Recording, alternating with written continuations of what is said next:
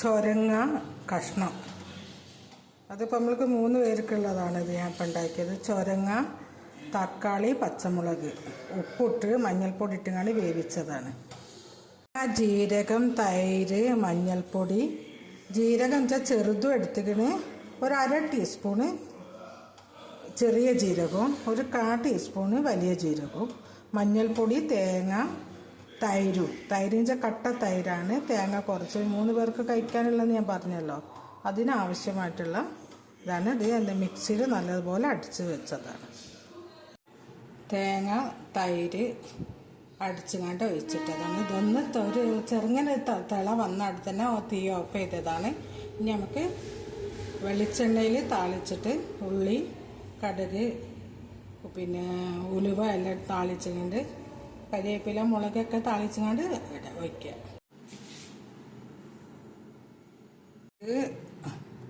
ഉള്ളി, കറിവേപ്പില, വറ്റൽമുളക് എല്ലാം പൊട്ടിക്കാൻ വിട്ടിട്ട് വെളിച്ചെണ്ണാണ് അതിനെടുത്തത്. വെളിച്ചെണ്ണാണ് ടേസ്റ്റ് കിട്ടല്.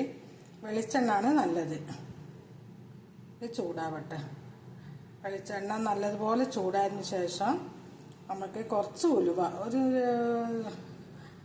ഒരു പിച്ച്, ഒരു ഇഞ്ച് നമ്മൾ കൈ കൊണ്ട് ഇങ്ങനെ പിച്ച് എടുക്കുന്നത്. പിന്നെ കടുക്, മുളക്, ചുവന്ന മുളക്, നമ്മൾ വറ്റൽമുളകാണ് ഇടേണ്ടത്. പക്ഷെ എൻ്റെ അടുത്ത് വറ്റൽമുളക് ഇല്ലാത്തതുകൊണ്ട് ഞാൻ ജസ്റ്റ് ഒരു പച്ചമുളക്, 2 പച്ചമുളക് കട്ട് ചെയ്ത് കണ്ട് ഇടുന്നുണ്ട്. പിന്നെ കറിവേപ്പില,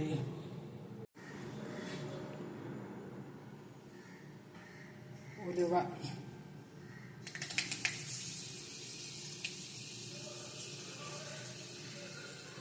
കടുക്,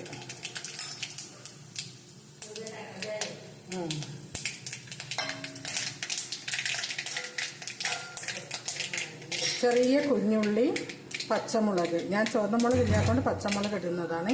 ഇത് രണ്ടും കൂടെ ഇതിലിടാം. പിന്നെ നമുക്ക് കറിവേപ്പില,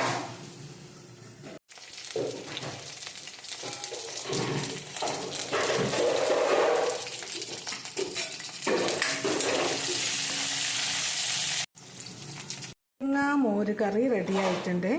എല്ലാവരും ട്രൈ ചെയ്യണം. മോര് കട്ട തൈരാണ് ഞാനിത് എടുത്തത്. പിന്നെ തേങ്ങ കുറച്ചെടുത്തിട്ടുള്ളൂ. പിന്നെ ഇതിൽ ചുവന്ന മുളകില്ല, നമ്മൾ വറ്റൽമുളക്, അതായിരുന്നു വേണ്ടത്. പക്ഷെ എൻ്റെ അടുത്ത് ഇല്ലാത്തതുകൊണ്ട് ഞാൻ പച്ചമുളക് എടുത്തെന്നുള്ളൂ. നല്ല ടേസ്റ്റാണ്. പുളിയും ചൊരങ്ങയൊക്കെ ആയിട്ട് നല്ല അടിപൊളി ടേസ്റ്റാണ്. എന്തെങ്കിലും പൊരിച്ചതും ഉപ്പേരി ഉണ്ടെങ്കിൽ മതി, നിർബന്ധമില്ല. നല്ല അടിപൊളി ടേസ്റ്റാണ്. എല്ലാവരും ട്രൈ ചെയ്യണം, അഭിപ്രായം പറയണം കേട്ടോ. ഒക്കെ പറ്റുമെങ്കിൽ